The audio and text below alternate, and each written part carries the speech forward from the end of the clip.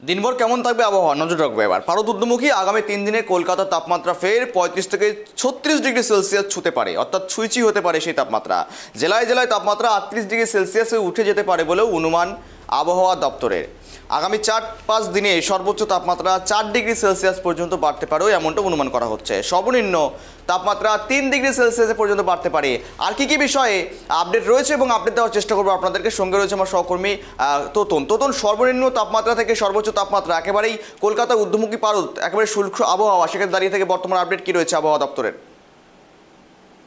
গৌরব, তোমাকে জানিয়ে রাখি, আলিপুর আবহাওয়া দপ্তর যেটি জানিয়েছেন, দক্ষিণবঙ্গের ক্ষেত্রে শুষ্ক আবহাওয়া এবং দক্ষিণবঙ্গে যে সমস্ত উপকূলবর্তী এলাকা রয়েছে সেই সমস্ত জায়গায় সমুদ্রের জলস্রোত বাড়বে, কারণ আবহাওয়া ঊর্ধ্বমুখী রয়েছে।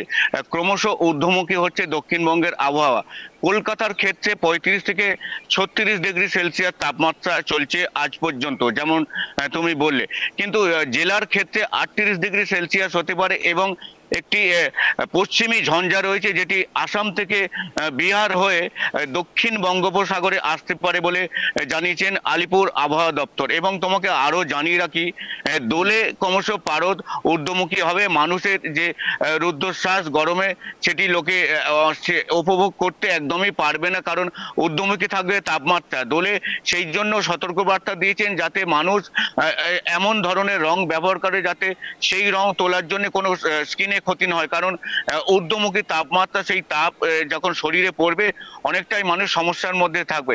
সেই জন্য পরামর্শ দিয়েছে যাতে এমন রং ব্যবহার করা হয় যাতে সেই রং তুলতে গেলে শরীরে কোনো ক্ষতি না হয়। এবং তোমাকে জানিয়ে রাখি, উত্তরবঙ্গের ক্ষেত্রে তোমাকে বিশেষ করে জানিয়ে রাখি, উত্তরবঙ্গের ক্ষেত্রে তুমি জানো বেশ কয়েকদিন ধরে বৃষ্টি হচ্ছে এবং আগামী 3-4 দিন বৃষ্টি রয়েছে এবং আজ রাতে বজ্র বিদ্যুৎ সহ বৃষ্টি হতে পারে। কথায় আসবো, অর্থাৎ উত্তরবঙ্গে কি বিস্তারিত রয়েছে জানাবে আমাদের সহকর্মী রয়েছে, কিন্তু তোমার কাছে যে জানতে চাইবো মূলত, দেখো তুমি যেমনটা বললে উপকূল এলাকাবর্তী এলাকায় জলোচ্ছ্বাস বাড়ার সম্ভাবনা রয়েছে, সেখানে দাঁড়িয়ে থেকে কি সতর্কতা এখনো পর্যন্ত অবলম্বন করা হচ্ছে?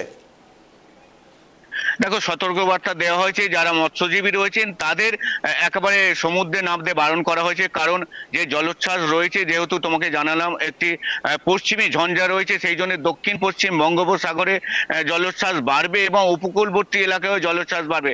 তাতে যে সমস্ত মৎস্যজীবীরা রয়েছেন তাদের ক্ষতি হতে পারে। সেই জন্য তাদের একেবারেই মাছ ধরতে যাওয়া বারণ করা হয়েছে আগামী 2-3 দিন।